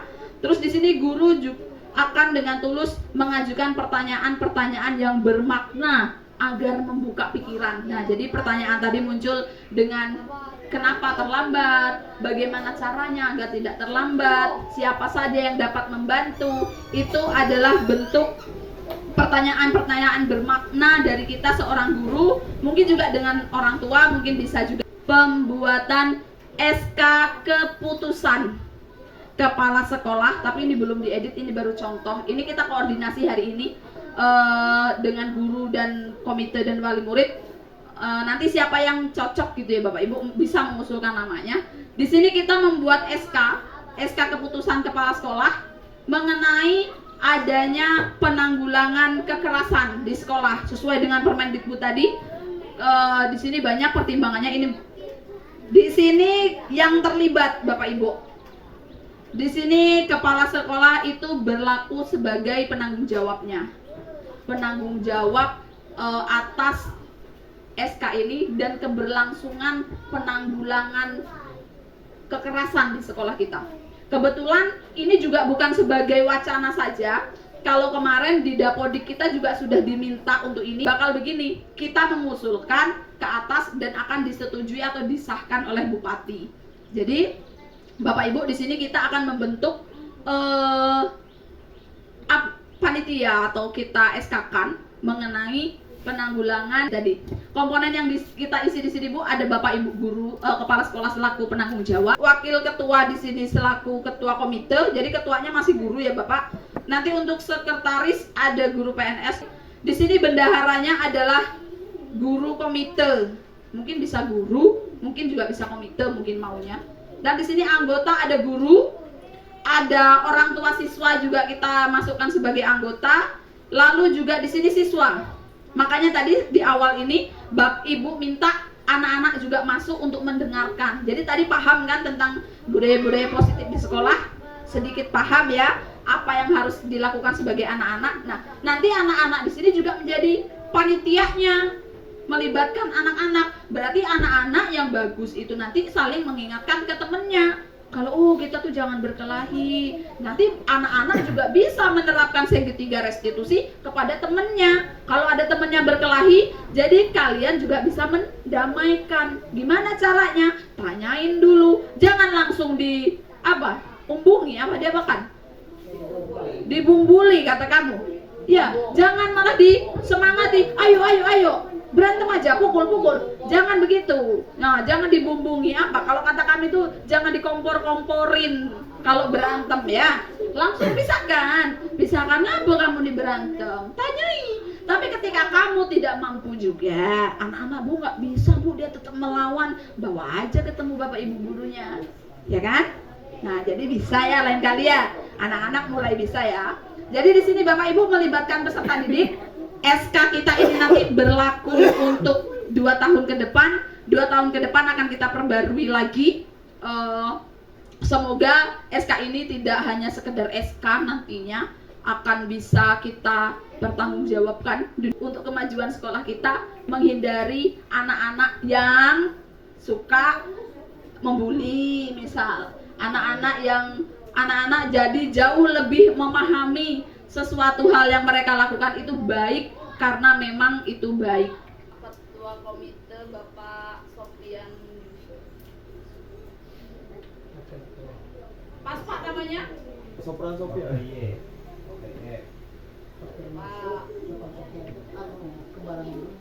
Sofian atau Sofian?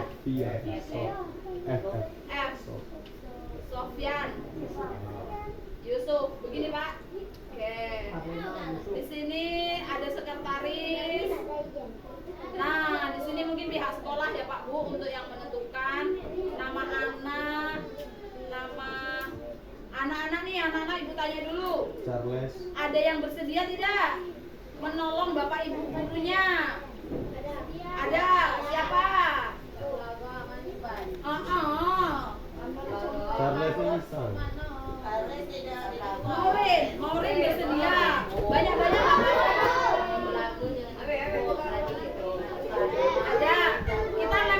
kelas 5 dan 4 ya, jangan yang kelas 6. Di sini ada tadi Maureen mau tuh, Maureen Mirza. Fancy. Maureen Mirza. Terus ada Francine. Nah, sekarang siapa lagi? Charles. Kelas 4. April kelas 4 ya? April. Adelia. Francine Adelia namanya. Jadi di sini Luna siapa Bu? Ini jadi siapa namanya? April. Ulfa. Aprilia.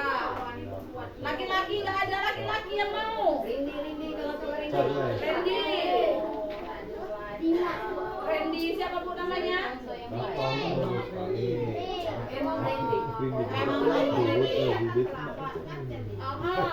Randy. Mungkin satu lagi boleh laki-laki. Charles nih. Charles nggak ada. Karena agak berani Charles nih. Negur kawannya. Charles Guanta namanya. Guantara. Guantara. Oke, di sini Bapak Ibu ada anggota lagi yang kita mintakan. Itu sih apa? Kita contoh. Gift tuh Gibran. Untuk sekarang kita minta untuk Bapak Ibu wali muridnya yang kira-kira mungkin mendukung lah Bu sama kita gitu kan, jangan yang anaknya berantem terus kita datang juga dia gantian marahin anak-anak yang lain gitu kalau bisa. Ini siapa lagi Bu? Ibu namanya? Yuti Erlena. Kembaran Ibu Arlena berarti. Kawan Ibu Erlena berarti. Siapa lagi Bapak Ibu? Nanti kemarin. Gegar. Mungkin bapak-bapaknya siapa? Mungkin ada Pak rekomendasi dari komite yang agak ini juga mendukung. Kebanyakan itu masuk anggota komite semua. Enggak Iya, apa ya. Pak, yang penting usaha orang tua. Ini baik sih. Kita itu komite. Ini bagus.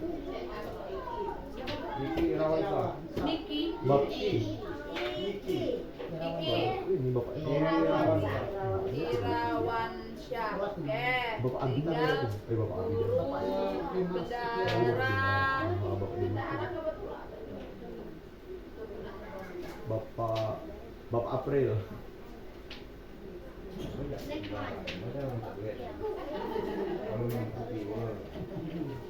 Untuk anggota Bapak Ibu.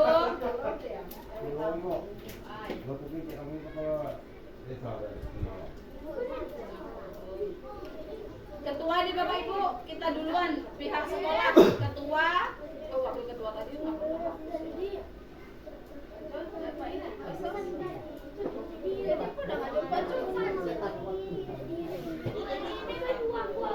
Pak Sugeng.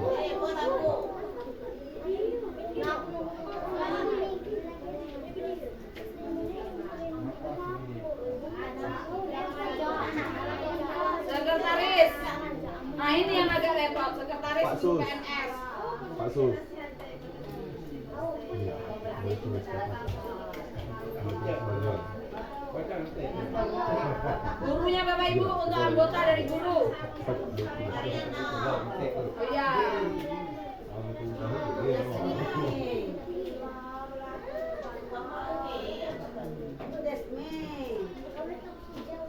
Bu, apakah mungkin nanti kita rancang lagi apa mungkin semua Menjadi anggota atau gimana kan kita juga belum paham ini Bu. Tapi kalau lebih bagus mungkin ya semua guru kita anggotakan saja gitu. Jadi kita aktif. Biar dapat semua. Jadi nanti kita tambahkan saja Bapak Ibu untuk anggotanya sebagai Bapak Ibu guru kita kita tambahkan. Di sini saya ucapkan terima kasih banyak kepada Bapak Ibu wali murid, Bapak Ketua Komite yang sudah sudi hadir meluangkan waktu di kegiatan kami yang sederhana ini. Mohon maaf kegiatannya dirangkap jadi sekalian saja. Terus berkenaan dengan tugas saya pribadi dan di sini juga ada kepentingan sekolah. Terima kasih banyak telah hadir dan anak-anak ibu juga terima kasih banyak sudah ikut ke dalam tadi mengikuti kegiatan biar jadi tahu bagaimana caranya agar menjadi anak-anak yang berjiwa Pancasila. Oke. Terima kasih Bapak Ibu. Saya akhiri. Wassalamualaikum warahmatullahi wabarakatuh.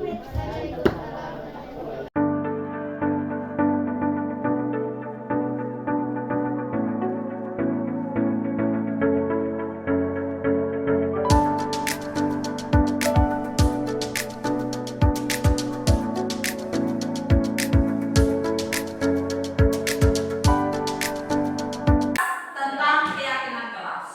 Menurut kalian, keyakinan itu apa sih? Apa? Keyakinan itu apa?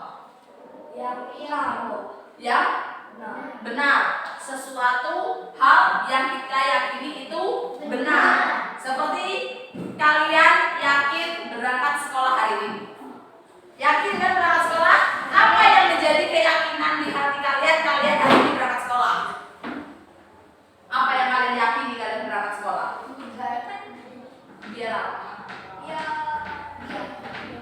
Dia mau belajar. Terus?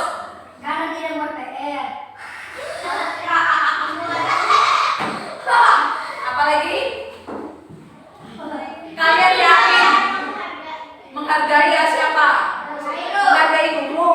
Ada nggak kalian merasa, Bu, aku mau sekolah itu karena aku butuh? Sama kayak kamu makan. Siapa yang makan di sini seharinya cuma sekali? Sehari 2 kali siapa? Yang sehari sampai 3 kali siapa? Oke, aman. Aman makan sehari cuma sekali, kenapa, Mat? Semang, katanya dia semang. Dia malas makan sehari sampai 2-3 kali. Yang 2 kali. Oke, Engel, kenapa Engel makan sehari 2 kali? Udah, karena merasa cukup 2 kali. Yang perempuan ada yang makan sehari 3 kali. Yang perempuan ada makan sehari 3 kali. Ada. Kenapa yang makan sehari sampai 3 kali? Lapar. Kamu yakin itu lapar? Yakin itu kebutuhan badan kamu? Biar apa memenuhi kebutuhan kamu? Biar sehat. Berarti jadikan juga berarti sekolah kamu bukan sekedar, Bu, aku berangkat sekolah hanya karena disuruh orang tua. Ada nggak yang berangkat sekolah karena disuruh orang tua saja? Kamu berangkat atas kesadaran kamu mau berangkat kan? Iya, Bu, aku merasa aku belum pintar, makanya aku harus belajar. Sama seperti sekarang ibu tanya, ada nggak yang kenapa orang itu kalau naik motor harus pakai helm?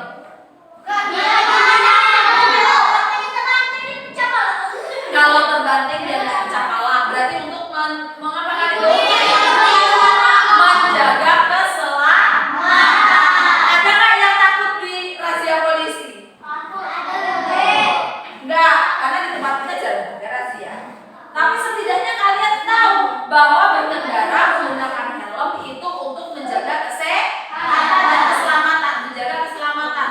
Sama kayak kamu tadi makan untuk menjaga kesehatan tubuh kita.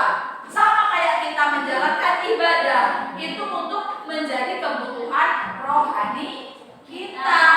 Nah, inilah yang akan bisa buat hari ini seperti kata Lugi tadi, dengan adanya keyakinan kita yakin bahwa yang kita kerjakan itu benar. Nah, itu tanya dulu nanti apa saja, apakah yang kita kerjakan itu sudah benar. Sekarang begini, keyakinan kelas itu adalah sebuah nilai-nilai kebajikan. Benar kata Lugi tadi, nilai-nilai yang bernilai benar, yang telah kita sepakati secara bersama-sama dan tersirat ataupun tersurat. Tersurat itu ditulis. Kalau tersirat yang kita sepakati bahwa kamu belajar untuk pintar. Kesepakatan tidak tertulis. Nah, lepas dari adanya latar belakang, jadi kita di sini membuat kesepakatan tidak memikirkan agama, suku, budaya, adat istiadat, apalagi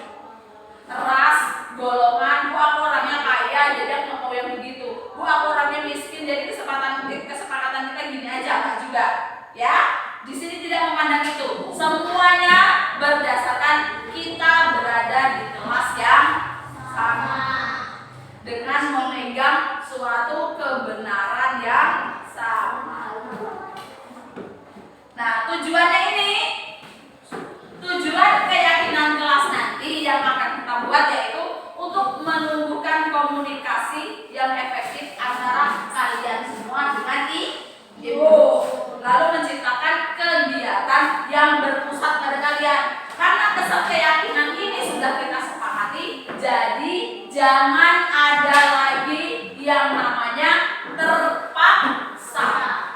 Bu, aku mau kebersihan karena terpaksa, nanti takut dimarah. Jadi sekarang kita yakin bahwa melaksanakan kebersihan itu demi kesehatan dan kebersihan lingkungan. Yakin itu benar ya? Yakin. Berarti nggak ada lagi yang namanya kebersihan itu tunggu dimarah-marah. Ya kan? Berarti kebersihan itu demi siapa? Demi diri kita sendiri. Kalau nggak yakin, coba kamu gak usah mandi sampai 3 hari 4 hari. Apa yang akan terjadi? Bau, gatal, ya kan? Itu sama kayak lingkungan kita. Kenapa harus kita bersihkan? Agar kita menjadi nyaman dalam belajar. Di sini juga nanti akan untuk berupaya menumbuhkan rasa tanggung jawab kalian atas keyakinan yang telah kita buat. Oke, siap. Sekarang ini langkah-langkah kita membuatnya kita kelas. Ibu punya di sini kertas, nanti kita tempel di situ. Ibu minta kalian menulis aturan-aturan yang ada di sekolah. Sekolah itu aturannya apa aja? Banyak. Enggak cuma menyapu, apa lagi? Selain piket, harus seragam, apa lagi? Tidak boleh membuli orang lain, apa lagi? Tidak menggunakan sepatu berwarna, itu komponen dari seragam. Oke, apa lagi? Semua aturan yang selama ini kamu dengar. Kamu anak sekolah tidak boleh begini, kamu tidak boleh begini, tidak boleh begini. Semuanya harap ditulis di sini secukupnya. Kalau cukup menurut kamu buku 3 aja cukup, 3 boleh. Oke? Pakai penanya yang biasa, jangan pena yang tinta. Kalau pena yang tinta nanti luntur. Oke? Satu orang yang kasih 1.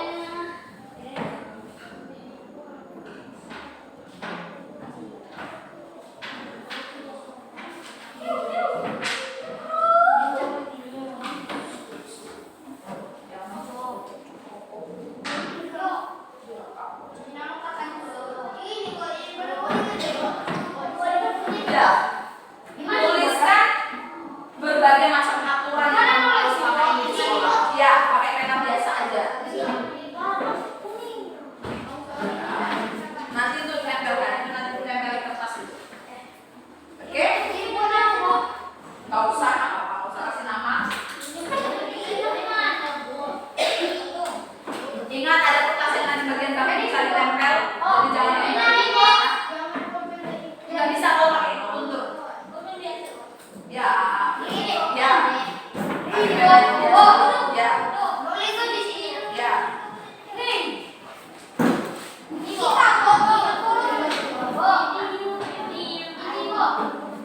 Kalian berminyak nggak bisa?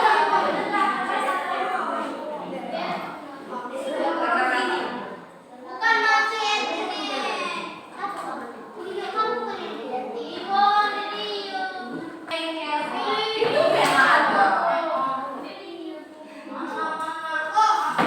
Oke, yang sudah menempel?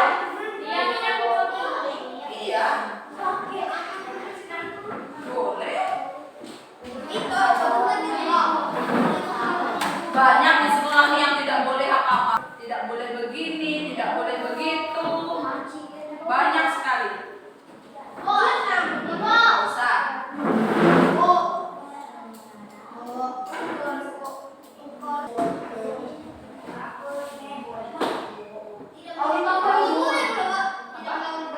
Iya.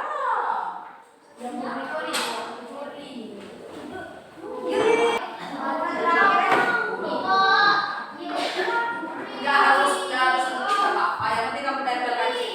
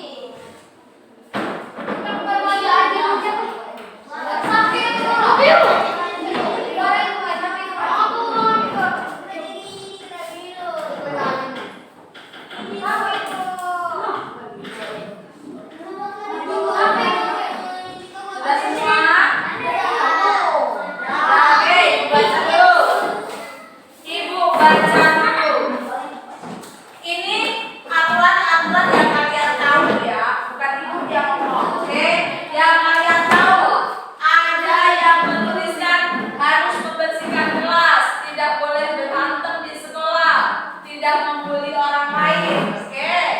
Tidak boleh pakai sepatu warna, tidak boleh ribut di kelas, tidak boleh berkelahi, tidak boleh mencoret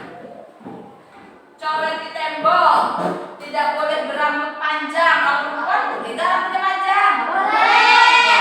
Berarti tidak boleh berambut panjang bagi laki-laki. Ya, nggak apa-apa. Tidak boleh pakai sepatu warna, harus seragam. Menjaga kebersihan, tidak boleh melawan guru. Ada nggak yang pernah melawan? Enggak sih melawan, tapi ngomong di belakang sering. Tidak boleh memakai sepatu warna, ya sama harus seragam. Menjaga kebersihan, tidak boleh mencuri, harus tertib, menjaga kebersihan, upacara setiap Senin. Membersihkan lingkungan, jangan membuang sampah sembarangan, jangan melawan guru. Pakai seragam, tidak boleh membantah, kita tidak boleh membuang sampah, tidak boleh membuli. Harus seragam, membersihkan lingkungan, tidak melawan jalur, tidak membuli teman, melakukan kegiatan di sekolah. Tuh, tidak membuli orang, tidak membandingkan teman di sekolah.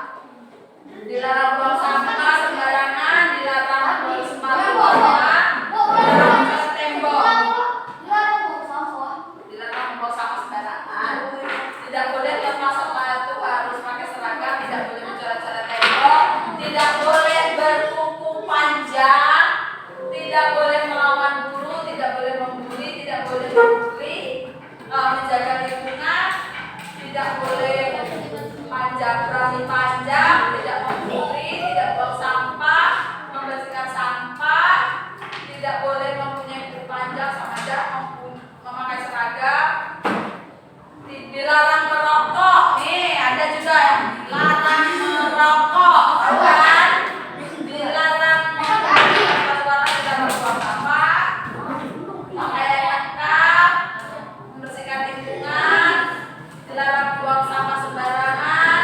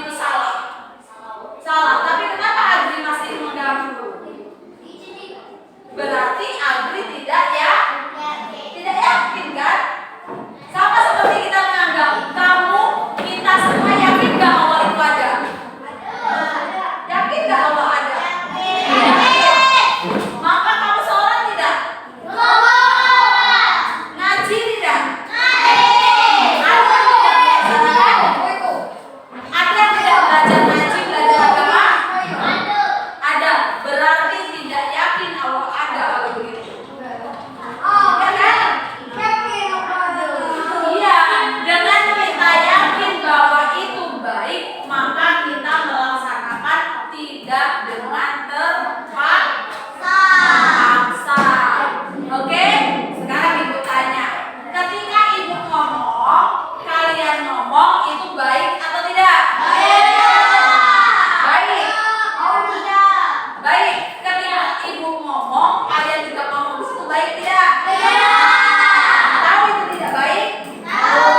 Berarti kenapa tidak baik? Siapa yang akan mendengar kalau sama-sama ngomong? Berarti kenapa masih ada yang ngomong ketika ibu ngomong? Berarti Aldo tidak yakin itu baik. Berarti Ahmad tidak yakin bahwa itu baik. Kalau yakin jangan ngomong ketika ibu sedang menjelaskan. Ketika ibu sedang menjelaskan, kalian bermain baik atau tidak? Tidak. Yakin ya itu tidak baik? Berarti besok-besok ketika ibu ngomong, kalian jangan sambil main. Biar menyatakan bahwa kalian tahu kalau itu benar-benar baik. Gitu. Jadi kalau sesuatu itu sudah kalian yakini, kalian akan menjalankan kebaikan itu tanpa harus disuruh. Sama kayak kamu lapar, aku yakin sekali produkku ini lapar dan aku yakin kalau diisi makanan akan menjadi kenyang. Makanlah kamu. Apa kamu makan tunggu disuruh? Nora, makanlah dulu nak, kamu tuh lapar. Dari pagi belum makan. Enggak, enggak lapar. Dari pagi udah jajan apa? Enggak jajan.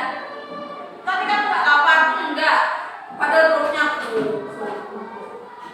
Nora tidak yakin kalau dia lapar, padahal orang tuanya tahu dia pasti lapar. Berarti Nora tidak yakin kalau mengisi perutnya itu akan membuat dia menjadi kenyang. Dia berpikirnya mungkin, bu nanti kalau makan malah perutku sakit. Nah, yakin itulah yang membuat Nora tidak mau makan. Salah atau benar? Salah. Perilaku. Salah.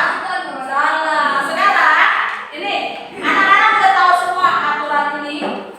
Sekarang ini kan kata-kata ada yang dilarang, tidak boleh, dilarang, tidak boleh.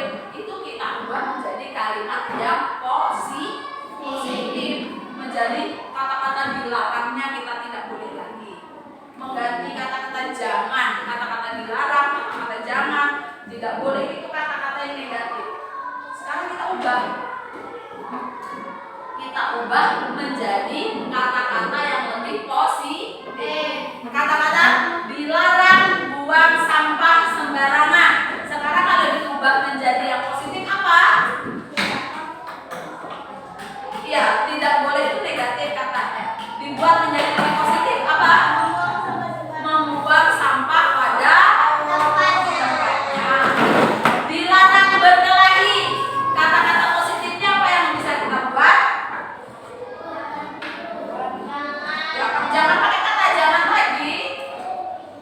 Apa misalnya? Apa? Jangan pakai kata tidak boleh lagi. Masa boleh berkelahi? Masa iya sekolah membolehkan berkelahi? Kalimat positifnya apa? Ayo, di sini ibu ketik. Kalimat positif.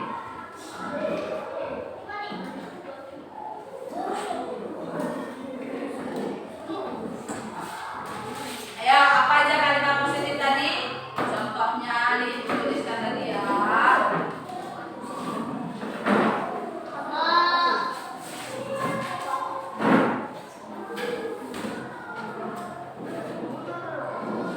Misalnya yaitu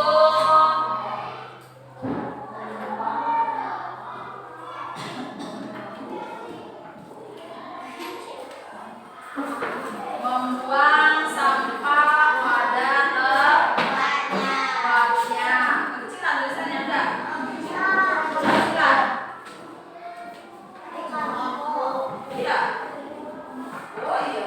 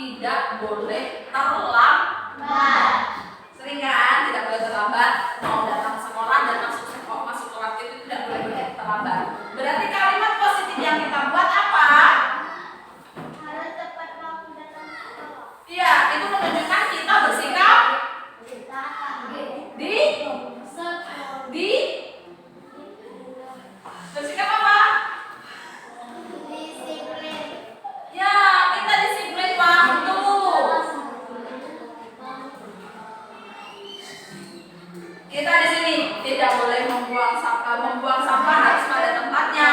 Kita belajar saling menghormati, kita taat aturan, kita juga harus disiplin waktu. Ada lagi yang tidak boleh mengganggu atau apa segala macam tadi? Berarti kita harus apa di situ? Iya, menjadikan faktor positifnya apa? Menjaga. Ya, kita juga harus menjaga ketertiban agar apa? Sekolah kita menjadi sekolah dan kelas yang nyaman, aman, dan tentram untuk belajar. Jadi jangan tanya lagi, Bu, kan di keyakinan kelas kita nggak ada tuh kita tidak boleh mengganggu teman. Tapi dengan kamu mengganggu, berarti kamu tidak menghormati orang. Dengan kamu ngobrol, berarti kamu tidak menghormati ibu. Dengan ibu ngejekin kamu, berarti ibu tidak menghormati. Iya, gitu. Kalau mau bercanda nanti waktu istirahat bercanda boleh. Kalau di kelas usahakan kita belajarnya yang serius. Bercandanya dikit-dikit aja. Kan kita belajarnya saling menghormati, saling menjaga ketertiban, kita disiplin waktu.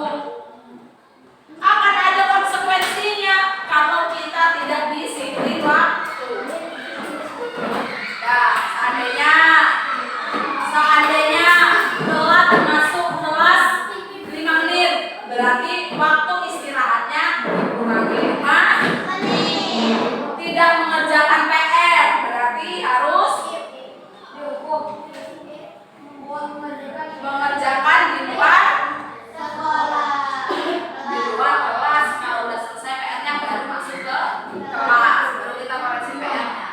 Sepakat seperti itu? Berarti sepakat kita dengan kalimat-kalimat positif ini? Siapa yang tidak sepakat? Tidak sepakat ya? Terus ngapa gini-gini? Enggak. Sepakat ya? Sepakat semua ya. Nanti kita tanda tangan bahwa menunjukkan kalian semua sepakat. Ya, sekarang kita mengubah menjadi nilai-nilai kebajikan. Nilai kebajikannya apa? Berarti kalau kita pikir bicara bersama-sama itu kegiatannya apa namanya? Laporan secara bersama-sama. Ya, secara apa namanya? Secara gotong royong.